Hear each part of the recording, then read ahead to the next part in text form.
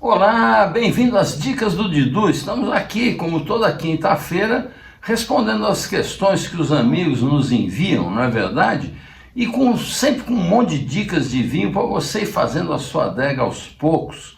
Se você conseguir, isso é o ideal, né? A gente prova um vinho, gostou, aí compra mais 2, 3, deixa guardado, vê a evolução dele, isso é o máximo, né? Bom, vamos começar com a Delacroix, vamos ver o que temos lá de novidade? Geoffroy, e Sudoeste? Me fala um pouquinho, as pessoas não conhecem direito Sudoeste. Exatamente, então, como o nome está falando, está no sul, é no sul, o nome já diz. E a apelação é Bergerac. Ah, Bergerac. Bergerac. Olha que rótulo classudão, né? É muito lindo. Então Bergerac é o nome da apelação. O nome da apelação, o vinho se chama Bergerac, que significa, se você faz uma tradução, seria vinho de Bergerac incrível. O crack é uma coisa incrível. Ok, outro trocadilho. Exatamente. E aí, que uvas são, Geoffroy? Tá muito, tá Cabernet Franc, tem Fer Cervedoux, que é uma... Olha, isso eu não conheço. Que é uma uva super antiga, regional, realmente bem do sul da França, tem muito pouco hoje. E Fer Cervedoux é uma uva... O nome é engraçado. Fer significa que a madeira da vinha é super dura. Tá. E Cervedoux que pode envelhecer bastante. Ok. Que pode guardar muito. Ok. Faz vinhos incríveis. É mesmo, né? E tem austeridade, são vinhos intensos. E que são vinhos que são muito mais intensos. Tá. Mas esse vinho eu estou adorando, eu provei esse. É mesmo, né? Isso é vinho de quanto? Está saindo R$170. Opa, esse é para experimentar mesmo, com esse preço. E um vinho... Mas aí a harmonização exige o quê? Carnes ensopadas? Vou te dizer, eu tomei isso como cassoulet 2 dias atrás. É espetacular. Então, se você não tem cassoulet, faz o equivalente do cassoulet no Brasil é a feijoada. A feijoada, Uma feijoada, por exemplo. Você acha que encararia a feijoada também, é? Paraíso. Tem acidez alta, então? Exatamente. Que legal. Olha que bela dica. Eu já estou salivando aqui, gente. Delacroix, bonitão. Demais. Eu adoro a Delacroix. E olha, vale a pena ir um sábado lá, você que é de São Paulo, se estiver em São Paulo, ir um sábado lá para curtir preço a vinho do importador e umas comidinhas deliciosas que eles fazem lá. É só no sábado, na hora do almoço. Bom, e na World Wine, qual será a novidade? Vamos ver? Olá, vocês lembram que outro dia eu falei para vocês daquele Le Producteur Réunis, aquele grupo de produtores que faz vinhos em vários lugares do mundo, especialmente França e Itália. Pois olha, eu falava deles por causa do My Orange Wine, vocês se lembram disso? Hoje eu vou falar My Rouge. Sensacional. Esse aqui é para quem gastou muito no Natal e agora quer tomar um vinho gostoso com as comidas do dia a dia. É esse aqui, My Rouge. Uma delícia de vinho do Languedoc, Syrah com Grenache, muito gostoso, frutado, fresco, frutas vermelhas frescas, sabe? Bom para um sanduíche, bom para o arroz com feijão, um bife e uma batata frita, bom para essas com um rosbife, puxa, um rosbife com salada de batata, um vinho de médio corpo sensacional e que remete a 2 castas maravilhosas que são a Grenache, que é originária da Catalunha, Garnacha, e também a Syrah. A Syrah, que é repleta de histórias, né? Você sabe que todo vinho, o vinho tem sempre, no mundo do vinho está cheio de história, a maioria é mentira. É engraçado isso. Eu escrevi isso, todo mundo que fala sobre vinho escreveu isso, que a Syrah seria uma uva que os cruzados lá no ano 1200 teriam trazido da Pérsia, da cidade de Shiraz. Olha que história bonita. Então um cruzado trouxe essa uva de lá, acabou se instalando no Rhône e ficou como um ermitão trancado numa capela, e dali nasceram todos os Syrahs, ou Shiraz. Era tudo mentira. Um monte de vinho famoso, os Hermitage, um monte de vinho. Todo mundo contou essa história do cruzado que teria ficado enclausurado e que trouxe a uva. Agora, coisa de 10, 15 anos para cá, vão fazer os estudos de DNA e, como diz meu amigo Luiz Otto, a ciência está sempre estragando a poesia, né? Descobriram que não é nada disso. A Syrah sempre foi do Rhône. Bom, essa é uma história para você contar para os seus amigos. Olha, vai fazer bonito, um vinho gostoso que não machuca o bolso. Lá na World Wine. Vai por mim. Bom, olha, gente, então já temos aí algumas dicas logo de cara. E vamos às perguntas. A Rosa Maria me escreveu falando: Didu, com esse calorão, eu gosto de colocar gelo no vinho. Você acha isso errado? As pessoas riem de mim, fazem provocação. E, enfim, e se você puder indicar bons vinhos para esse verão, eu agradecia. Bom, ô Rosa Maria, o vinho é seu, você toma do jeito que você quiser. Isso como premissa. As pessoas fazem muita pose com o vinho, e o vinho não é assim. O vinho foi feito para o nosso prazer. Simplesmente isso é uma coisa que deveria ser mais comum e mais simples do que as pessoas fazem. Mas isso é típico do Brasil, país novo na coisa do vinho, não tem a cultura do vinho, o hábito, e então tem toda esse mise-en-scène, esse ritual, essa coisa desnecessária e um pouco snob.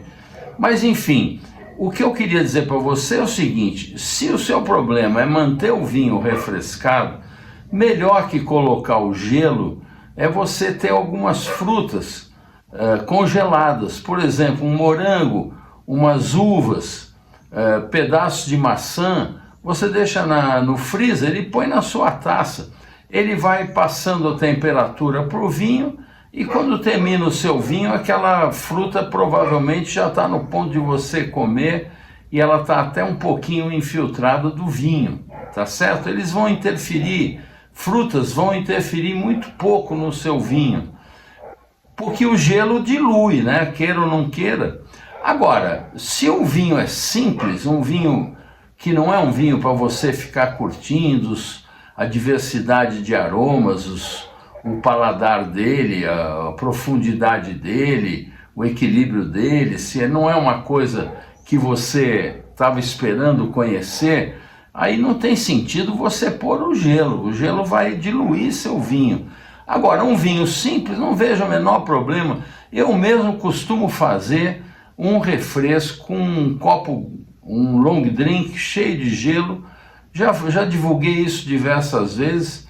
Um long drink cheio de gelo, você põe metade de vinho, seja branco ou seja tinto, e metade água com gás. É melhor que qualquer refrigerante, faz bem para a saúde, muito gostoso. Outro dia teve aí o representante do Rosé de Provence, o Minuty. A gente fala minute, mas eles falam Minuty, que eu ainda perguntei para ele, essa coisa da Provence de botar gelo no vinho continua lá? Porque isso foi um hábito que nasceu lá, né? Aquele Rosé Piscine, os champanhes foram atrás, fazendo inclusive fórmulas onde o Liqueur d'Expédition já previa um pouco mais de açúcar e um pouco mais de álcool para compensar a diluição do gelo na taça. Isso foi uma grande moda. Acho que já foi mais moda do que é hoje. Eu perguntei para ele se continuava isso na Provence, e ele disse que sim, continuava, e que eles incentivavam, porque lá o verão provençal é muito severo e não há problema algum. Agora, lá o vinho é cotidiano, o vinho o cara toma um vinho simples do dia a dia, não é um vinho, um super vinho que ele vai diluir. Embora Eu soube no passado, quando o presidente da Moet Hennessy esteve aqui no Brasil, sentou para fazer uma reunião no escritório, pediu um Dom Perignon, pediu uma taça de Borgonha, botou uns cubos de gelo e tomou o Dom Perignon com um cubo de gelo fazendo reunião. Brincadeira isso? Bom, nesse caso eu já sou contra. Eu acho que um vinho de classe, um vinho bastante categorizado, não se deve botar o gelo, tá certo? Bom, Rosa Maria, atendendo aí o seu pedido, eu vou indicar um monte de vinhos legais para verão, mas com aquela ressalva, é melhor não botar o gelo não, põe umas frutinhas, vai mantendo ele na temperatura. Você pode também ter ele sempre numa garrafa, num balde de gelo, ou naquelas bolsas que cobrem a garrafa e são geladas, e você vai pondo pouco na taça, assim não perde a temperatura. Bom, eu começo com umas dicas lá na Premium Wines, como o Temporada Chardonnay 2025. Ele é lá de Mendoza, da Argentina, um vinho de entrada do Fabre Montmayou, grandíssimo produtor, e que é suculento, gastronômico, olha, ótimo para peixes, frutos do mar, aves, queijos, um vinho de R$104, olha que legal. Tem também o Finca Enguera Blanc 2024, esse é de Valência, lá da Espanha, olha que show. Você tem um vinho elegante, equilibrado, bastante mineral, uma delícia com um frescor agradável, e eles são cuidadosos, tem aquela rolha de cortiça Helix, que permite que a garrafa seja aberta sem o saca-rolha, olha que legal isso. Sirva ele com aperitivos, peixes leves, mariscos, ostras, os aspargos, que é um bom desafio para um vinho, é um aspargo. Esse aqui funciona bem. E legumes grelhados e tal. R$119 lá na Premium Wines. Você tem também o vinho do Lobo de Vasconcelos. Adoro esse produtor. Estou falando aqui do Perescuma Branco, já indiquei esse vinho aqui para vocês. O Lobo de Vasconcelos é um produtor de mão cheia, um homem elegante, muito simpático, educado. Ele cria cavalos também lá, um cara de família nobre. E esse cara consegue um frescor nos seus vinhos do Alentejo fenomenal, porque ele pesquisou o solo, fez lá as calicatas, descobriu as diferentes parcelas, então ele sabe tirar o melhor de cada pedaço de terra com a casta adequada. E esse aqui é um alentejano, então, bastante harmonioso, apresenta um ótimo frescor, bom volume, muito equilibrado, vinho também para salada, mariscos, peixes diversos, né? Carnes brancas, R$149. Você tem o Passo a Passo Las Criojas de Dom Graciano Rosado 2024, outro vinho de Mendoza, maravilhoso. Esse é aromático, leve, agradável e ideal para praia e para piscina, na companhia de aperitivos ou sozinho, mas com uma boa companhia, né? Esse é R$177. Tem o Augelus Côte de Gascogne Rouge de Gaia 2023, sensacional, um vinho da Gasconha, lá na França, com notas intensas de frutas vermelhas, combinadas com especiarias, e é um vinho saboroso, taninos bem macios, delicado, perfeito para as tapas, para os grelhados, para os queijos, R$155. Olha quanto vinho legal para você nesse verão, hein, Rosa Maria? Tem também o Stéphane Aviron Beaujolais Village. Os Beaujolais Village são sensacionais, porque tem produtores muito bons, e essa uva gamay é uma uva perfeita para o verão, delicada, tanino macio, corpo médio para leve, corpo leve. Uma delícia, suculento, fresco, elegante, gastronômico, muito agradável de beber. É bom para as charcuteries, para os galetos assados, para sanduíches. Acho uma delícia um sanduichinho de mortadela e um Beaujolais. Nossa, fica um show. R$ 223 lá na Premium Wines. E tem o De Luca Indígena. Você já provou o De Luca Indígena? Um show lá de Canelones.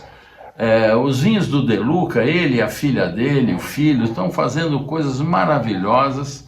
É um termo indígena que indica que se trata de um vinho produzido com leveduras naturais. Legal, né? Só tudo autêntico, não tem interferência, é a expressão autêntica do DNA do terroir. Esse é bom com carnes vermelhas magras também, com aves, charcuterie. A mesma indicação que você tem para o Beaujolais, você tem para o Merlot Indígena 2024 do De Luca, R$ 182. Você tem também uma pichincha que é o Quereu Rosé, lá do Vale Central, custa R$ 71, gente. Olha que espetáculo de dica, um vinho delicioso. Esse é aquele vinho fácil, você vai tomando, não machuca o bolso, você pode ter sempre uma caixa à disposição, tá sempre à mão, põe, já deixa 2 na porta da geladeira e pronto. Gostou dessas dicas? Mas olha, tem mais coisa. Na Mistral também tem algumas compras muito boas. O caso do uruguaio, do Pisano, essa linha Cisplatino maravilhosa. Eles têm um albarinho lá que é um show, muito floral, bem fresco, um vinho vale a pena experimentar. O Uruguai está deitando e rolando com a casta albarinho. Esse custa R$ 141, uma grande descoberta. Também na Mistral você tem o L'Apostole Le Rosé. Olha que legal.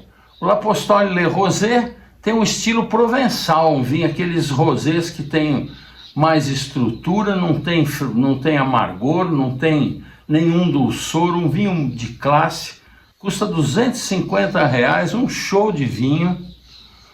Você tem também o Saint-Félicien Nature. O Saint-Félicien Nature é da Catena Zapata, um show de produtor que tem uma infinidade de grandes vinhos. E esse aqui é uma assemblagem com 80% de Chardonnay e 20% de Pinot Noir. Olha que interessante, um show de uvas lá que vem de Tupungato, custa R$ 325, um belíssimo de um vinho. E que tal um Etna Rosso? Nossa, olha isso aqui, uma delícia de vinho com a casta Nerello Mascalese e Nerello Capuccio. Um show, vinhedo de altitudes elevadas, incluindo vinhas antigas, né, pré-filoxeras, um show de vinho lá com aquele esplendor das terras vulcânicas, de lavas, né, que dá uma mineralidade especial no vinho, uma classe muito grande. Esse custa R$ 499. Você tem também o Chateau d'Ossier Rosé 2024, um show. Esse Domaine d'Ossier é um espetáculo de produtor. Isso aqui é elaborado com parcelas selecionadas, cultivadas organicamente. É um cuvê de relevada ambição de expressar o terroir que há de mais nobre do Languedoc. Esse produtor é um show, né? Produção orgânica, ou seja, um vinhedo limpo e um vinho muito bem elaborado, vale a pena provar, R$ 360. Lá na Mistral. Na Mistral também o Chablis Premier Cru Le Fou Chaume.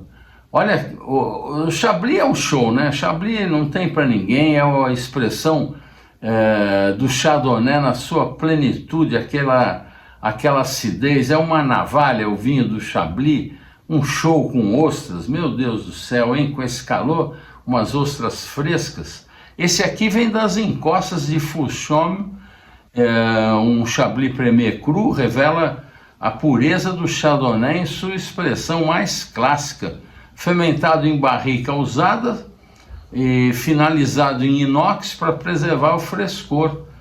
Combina flores brancas, verbena e leve cera de abelha em um perfil tenso e luminoso. Realmente a cera de abelha é uma coisa bastante presente no Chablis, muito legal. Enfim, um vinho de grande finesse, 1253. Essa é para um encontro clássico, né? Você tem que ter um jantar legal para abrir uma garrafa dessa. Não vai botar gelo nesse vinho, né? Bom, você tem também um champanhe Paul Roger, que tal? Se você tiver com grana e quiser curtir esse verão com grande frescor e muita classe, você vai gastar R$ 1.049 e curtir essa maravilha que é o vinho escolhido para o casamento da família real britânica, gente. Olha só, você e a família real britânica. E que tal um espumante do Luiz Pato, Baga Rosado, R$ 187, um show. O Luiz Pato faz um espetáculo com esse vinho, porque em vez dele fazer a poda verde, ele deixa para fazer a poda verde um pouco mais para frente, quando a uva começa a ficar rosada. Eles até têm uma frase lá, é no Santiago que pinta o bago. Ou seja, é no dia de Santiago que começa a colorir a uva, ou seja, ela vai mudar de verde para tinta, para vermelha, e como a baga é uma uva tinta, nesse momento ele faz a poda, que seria a poda verde tardiamente. Então o que acontece com isso? Ele tem uma uva com altíssima acidez, um leve rosado, ele adiciona depois na fermentação um pouco de mosto e faz um espumante rosado. As uvas que permaneceram no vinhedo vão amadurecer normalmente e ele vai fazer um vinho tinto tranquilo. Olha que genial, eu acho isso, Luiz Pato é um show. R$ 187, não deixe de provar. Você tem também uma pichincha na relação qualidade-preço, que é o espumante brasileiro do Valontano, Valontano Brut, Pinot Noir com Chardonnay, um show de produto que também não machuca o bolso e você vai poder curtir o seu verão, R$ 125,90. E você tem o La Vieille Femme Rouge, olha aí, um tinto leve para o verão, Carignan, Sanso, Grenache e Syrah. Olha, esse produtor é um show, né? Ele é o que faz o Chateauneuf du Pape, o Chateau de Beaucastel, famosíssimo. Um dos primeiros vinhos biodinâmicos da França é o Chateau de Beaucastel, sabia? Na década de 50 do século passado. E o proprietário é casado com uma brasileira. Que show! Olha, esse Vieille Femme Rouge 2023 é um show, custa R$ 178, um tinto de médio corpo gostoso, acompanha bem as aves, um franguinho, os canapés, um show de vinho, muito versátil, os queijos moles, frescos, muito legal.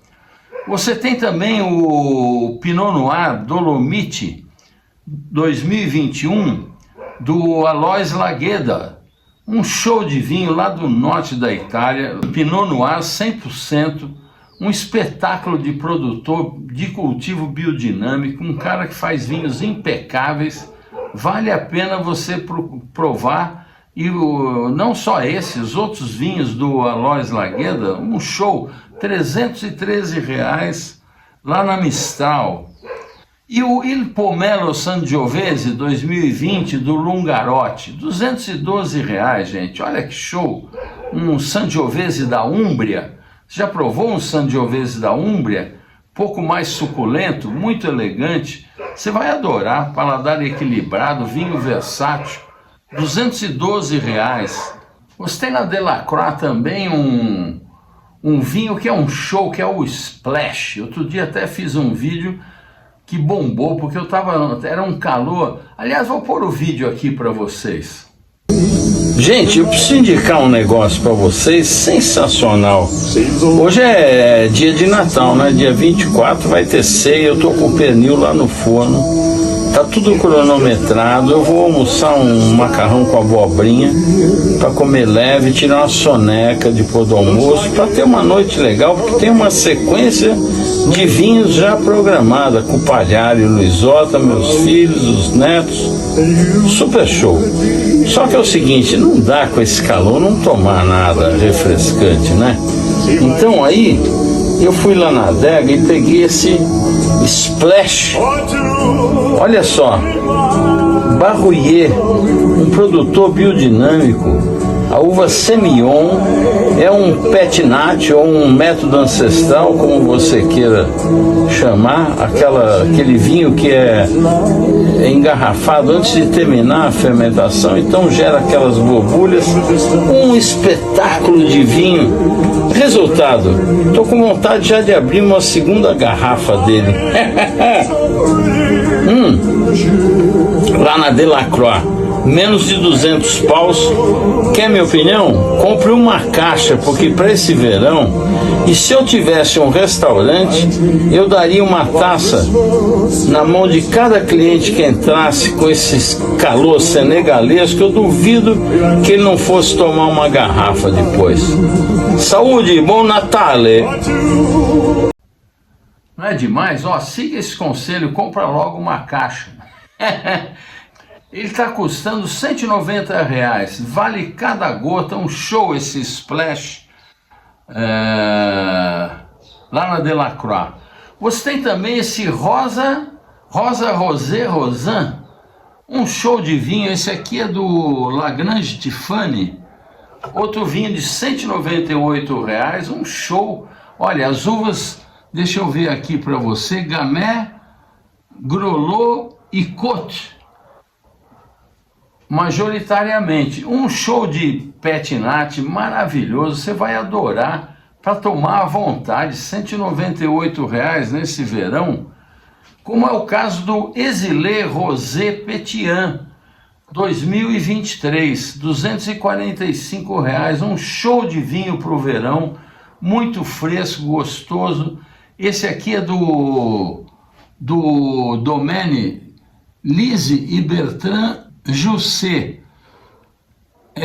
Gamay com Grolot. Gamay e Grolot, um show de vinho, gente, você vai adorar, aproveite. A Delacroix tem coisas ótimas.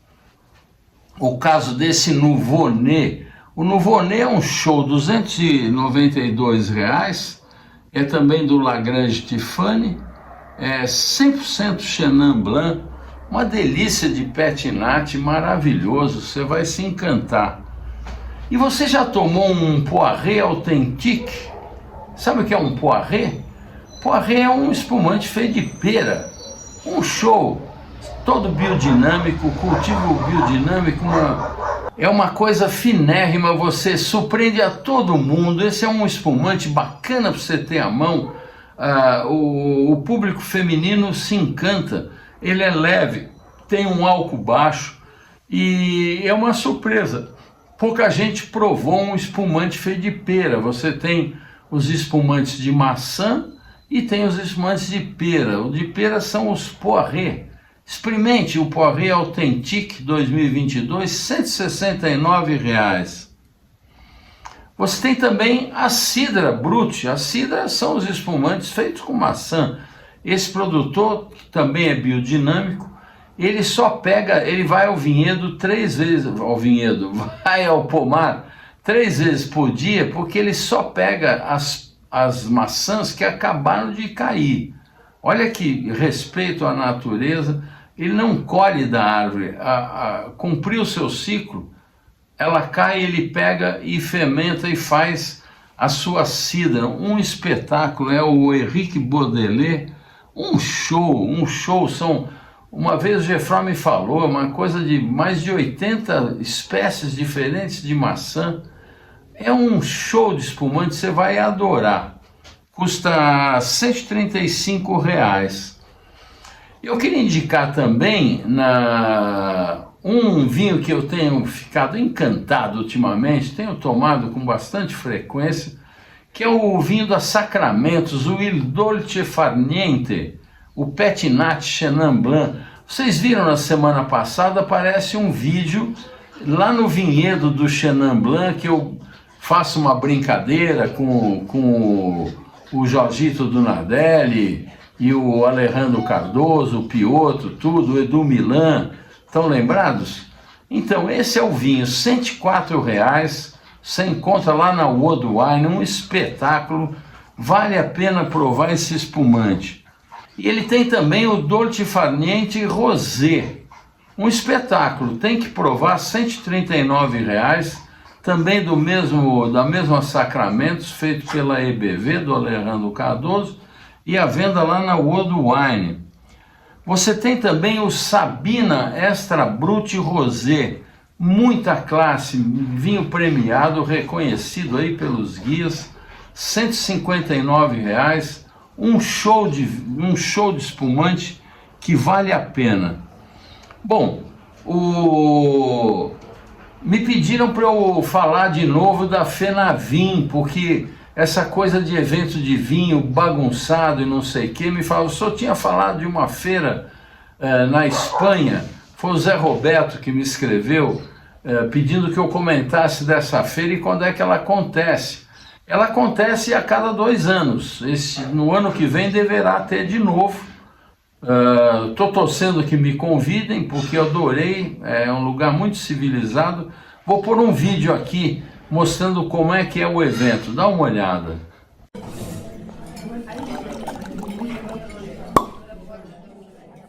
Maria, muito gusto conhecê-la. Me diga, estou encantado com FENAVIN, a organização espetacular, a feira é muito grande e muito bem organizada, ¿no? Sí, primero muchas gracias por venir a FENAVIN, es un gran placer tenerte aquí con nosotros. Gracias a usted. Pues nosotros somos una de las ferias más grandes de España y tenemos un programa de compradores que tenemos más de 1000 compradores de 94 países. Que coisa espetacular! E quantos produtores de vinos há cá nesse ano? En la feria, 1922. Puxa vida, não? Se contarmos as etiquetas todas, é uma coisa enorme. Enorme. Le recomiendo que vaya a la Galería del Vino, que es un espacio de 2.200 metros cuadrados, y vas a ver muchos de los vinos que están representados de las bodegas aquí en FENAVIN. Muito bom. E me diga uma coisa, o público consumidor também vem na feira, não? No, es puramente profesional. Profissional. Sí, profesional. Sí. Isso ajuda muito. Eso ayuda mucho y vienen de todo el mundo. Eu vi no próprio hotel onde eu tô, tem chinos, tem alemães, aí de todo. Sí, de todo, hasta el último rincón del mundo. Até brasileiro tem acá. Muitos. Muito bom, Maria. Olha, obrigado e parabéns para você pelo trabalho e pela organização. Y bienvenido y muchas gracias por venir. Y esperamos que vuelva el próximo 2027. Se Deus quiser. Sí. Graças. Essa galeria do Delvino que eles organizaram aqui é uma coisa simplesmente sensacional. 1.500 garrafas expostas para degustação. Sensacional. O total dá 12.000 que estão armazenadas para reposição. Acabou uma garrafa, coloca outra. As brancas estão em balde de gelo. Uma organização fenomenal. Eu gravei para vocês algumas castas pouco conhecidas, nada de uvas que a gente conhece, para vocês verem a diversidade da Espanha. Que coisa fenomenal. A FENAVIN está de parabéns.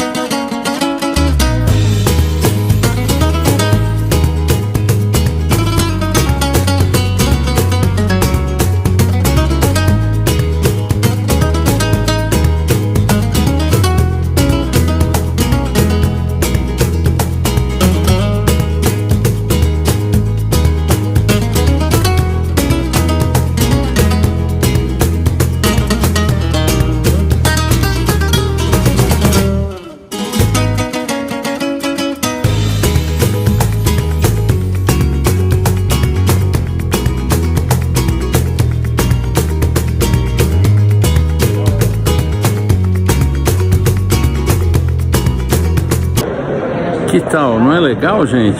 Coisa profissional mesmo, de primeiríssimo mundo. Super show. Grazie.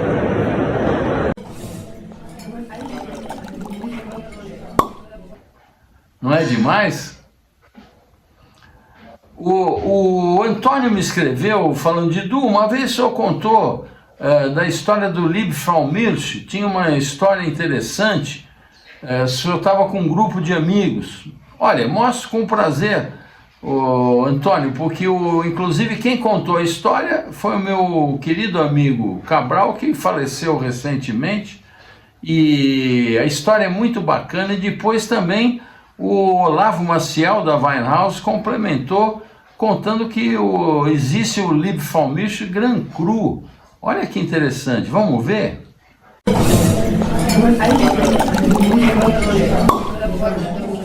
Vocês sabem qual é a origem? Eu vou contar duas curiosidades, eu não. Meus amigos aqui, que são muito mais cultos que o Didu, vão contar duas curiosidades sobre Liebfraumilch, o leite da mulher amada. Você quer saber? Duas coisas que ninguém sabe. Olha lá. Cabral, qual é a história do vinho chamar leite da mulher amada? O que é isso? A verdade é que em torno da abadia de Worms, na época em que existia escambo, que se trocava mercadorias, o convento de Worms da abadia fornecia alguns produtos para os aldeões em volta, e os aldeões forneciam outros para a abadia, como carne de caça, carne de pato, vegetais, assim por diante. Nessa troca toda, os aldeões recebiam vinhos. Em uma determinada época, uma safra foi muito excepcional, e o vinho ficou bom demais, só que os padres não quiseram trocar aquele vinho, reservaram para eles, só para eles tomarem. Então, para mexer com os padres, espalhou-se na região que os padres haviam descoberto o Liebfraumilch, que quer dizer leite da mulher amada, referindo-se a Nossa Senhora. Olha Eles só, haviam descoberto a mulher amada é a Nossa Senhora. Essa era a mulher amada, e que eles só guardavam para eles que eles eram monges, eram padres, então eles tinham que beber o leite. Por isso a santinha sempre no Todo rótulo. rótulo de livro tem uma Nossa Senhora no rótulo. Olha só. Sendo que o mais famoso rótulo, que é da região da abadia, do lado mesmo da abadia, chama-se Brunão. Brunão, que é as freirinhas azuis, né, que trazem aquele traje azul. Ainda são noviços, são meio noviços. Não, vai lembrar aquele chapéu que elas usavam, que é da ordem de Marillac, né, da ordem francesa, e que nós vimos muita coisa de Serra-Hills, né, fazendo a noviça voadora, aquele chapelão. Então, o Brunão ainda é o Liebfraumilch mais famoso. Olha só. Todos que fizeram sucesso no Brasil. Nós chegamos numa época no Brasil, em 1985, a ter 90 rótulos de vinhos alemães, 90? E 25 brasileiros com nomes alemães. Olha, chegamos a ter um vinho brasileiro com um nome chamado Nachtliebenwein. Vocês acreditam? O brasileiro já não era de tomar vinho. Como é que alguém ia pedir um nome desse na hora de comprar um vinho? Você sabia disso, Zé Maria? Fantástico. Sabia pela metade. Não, Nachtliebenwein. Nachtliebenwein. Acho que é feito pela cooperativa Danival. Nachtliebenwein. O que você ia acrescentar, professor Zé Maria? Então, o seguinte, uma vez, o Lona, Adolfo Lona, grande Adolfo Lona, ensinou muito brasileiro a fazer vinho. nunca ganhou o prêmio da Associação. Ah, é? Mas está em tempo ainda. Esses jovens vão um dia se redimir e reconhecê-lo. O Lona, na época, que era lá da Martini Rossi, mas fazia lá o de Greville. de Greville. O Lona me falou o seguinte: De Greville. Lona, como lá sério, ele só queria fazer vinho sério, 50 anos. Mas a pressão em torno do vinho lá no Brasil era tão grande que ele teve que fazer também. É mesmo, né? Ele fez um vinho, mas ele teve que fazer um Berner Katz da vida. Mas tem, aí tá. Mas é que tá. Vinho do Katz. Agora, não, Vinho do Katz agora da vida. fazia chamado Katzwein. Katzwein. E não se conformava que vendia 70, 80 mil caixas por ano, e o Weinzeller do Fabrício Fasano vendia 250 mil. E era produzido dentro da Aurora. Era o mesmo vinho, Quem provavelmente. fazia o vinho pro Fabrício Fasano era aquele enólogo italiano que vivia aqui em São Paulo, mora no Morumbi, tem até uma adega enorme na casa dele, cheia de tomé e tal. Quem é esse, Cabral? É um enólogo italiano, eu lembrei o nome dele. Não, ele até anda um pouco mancando porque ele era alpinista. E uma vez ele se machucou escalando nos Alpes. E ele é o enólogo contratado do Fabrício, que fazia o Weinzeller, que vendia 4, 5 vezes mais que o Katzwein. Olha só. E os dois vinhos eram o mesmo. É que o Fabrício tinha marketing. E a Aurora era muito retida nesse negócio de marketing, não fazia grande divulgação. E o vinho era o mesmo. O da Aurora chamava-se Katzwein e o do Fabrício chamava-se Weinzeller. Sensacional. É impressionante. Depois teve esse Nacht-Lieberwein e depois teve mais 25 ou 27 vinhos brasileiros. Nós temos isso gravado no Guia de Vinhos do Brasil, escrito em 1983 pelo Amarante, patrocinado pela SBAV. Veja só, grande Amarante. Esse volume patrocinado pela SBAV, o Amarante fez o primeiro Guia de Vinhos do Brasil. E escuta, tem vinho alemão ali, que o nome de vinho alemão não acaba mais. É verdade que o Palhari tem um baralho só de vinhos alemães, desses da garrafa azul? Ele deve ter. Não, ele Bom, eu disse que eram duas novidades que vocês não sabiam. Vocês vão saber a segunda agora. O que você falou do Liebfraumilch, que é uma região demarcada? Liebfraumilch é um Grand Cru, na verdade. Olha só. É um Grand Cru perto da Abadia de Vom, como o Cabral falou.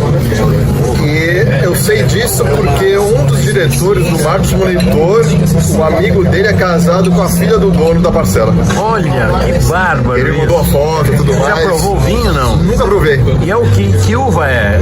É Riesling. É Riesling. Tem Riesling, tem acho que mais uma lá, se não me engano, mas é basicamente Riesling. Muito legal, muito legal. Então, para desmitificar um pouco da qualidade do É isso aí. Liebfraumilch, é um top. Valeu, obrigado.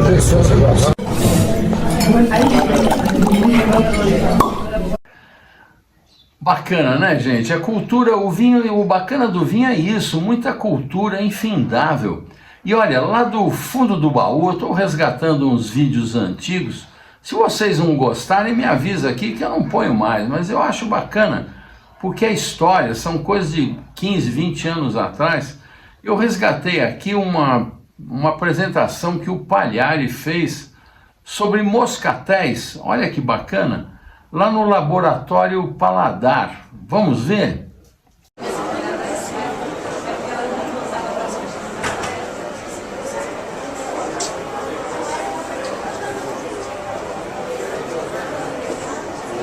Todo mundo é da família do Palhari que veio. E o Aristides? Aristides, depois de um treino maior, né? Não é aqui. Ele foi treinado. Aqui, ó, Palhari. Aqui, ó. Eu vou ter que trocar de óculos, né? Tem razão, pô. Essas coisas modernas são... Deu certo? Deu.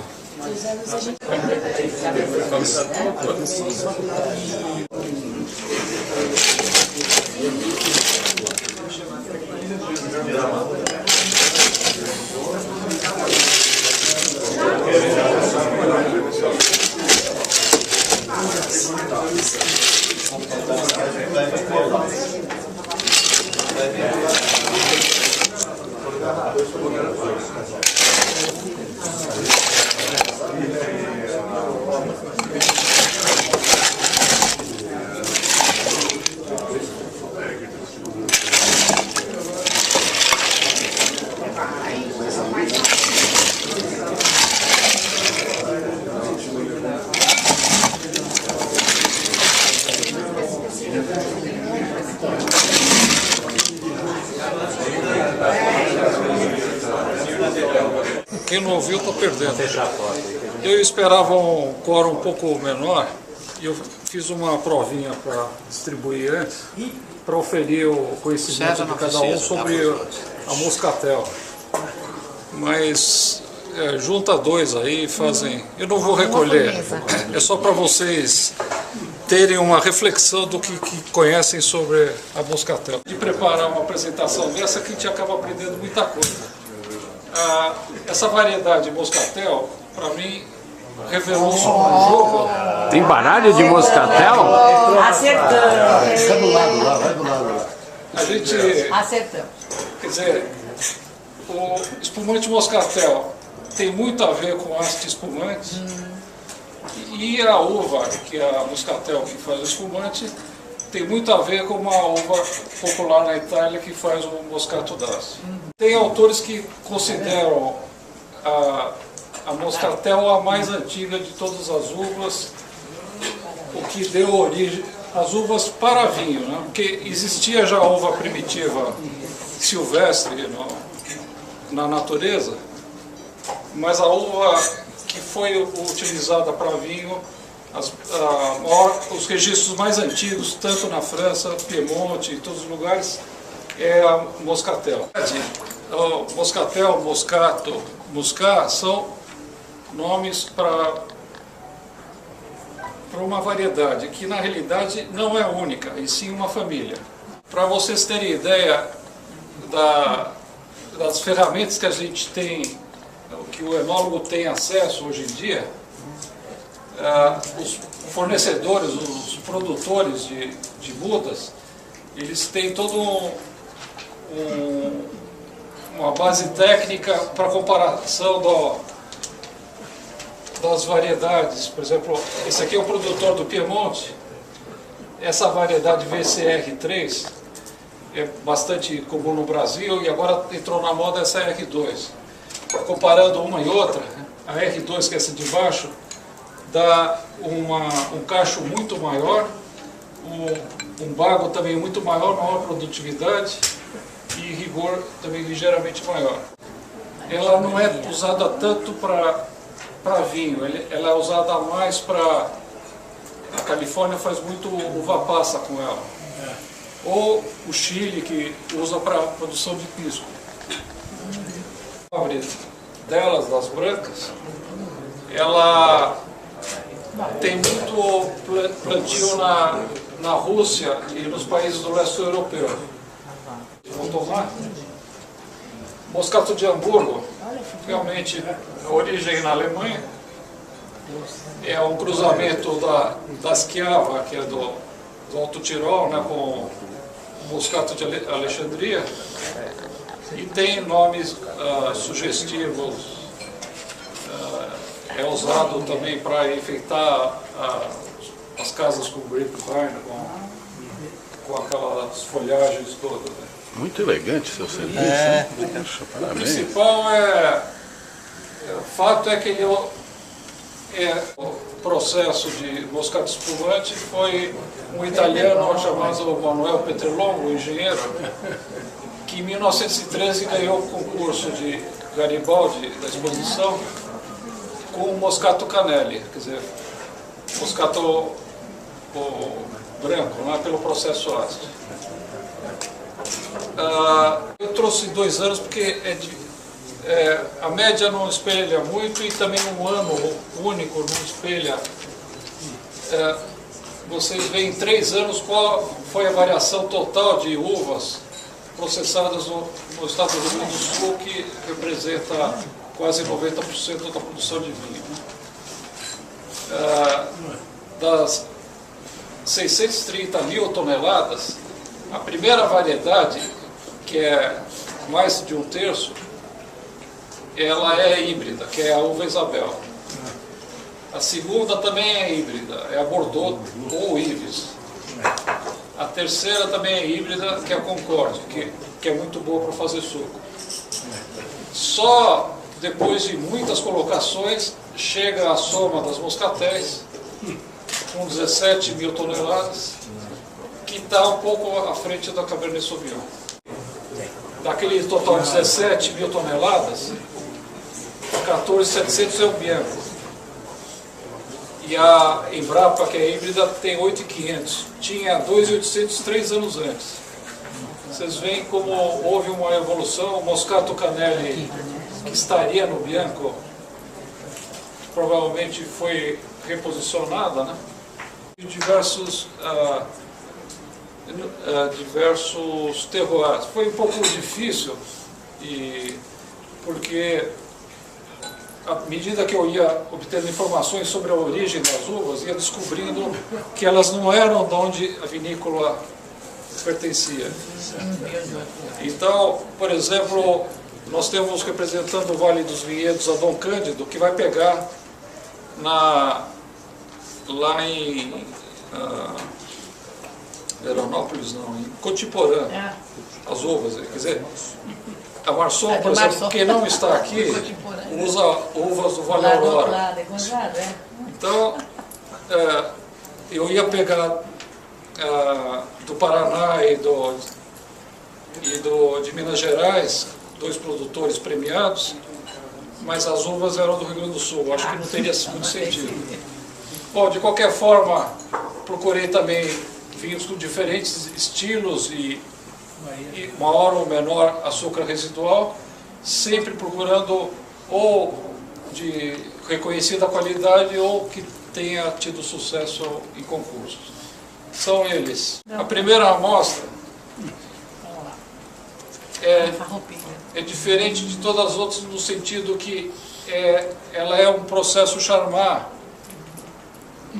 que não foi interrompida a fermentação. Ele foi fermentado como um espumante brut e no licor de expedição é colocado o açúcar para atingir 25 gramas por litro. E é considerado um demi-sec.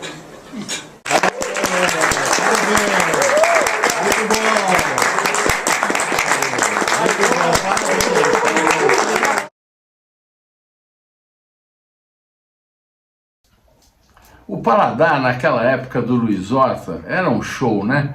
E esse Laboratório Paladar foi um evento que eles fizeram, acho que 2 ou 3 edições apenas. Foi uma pena acabar, porque era o máximo.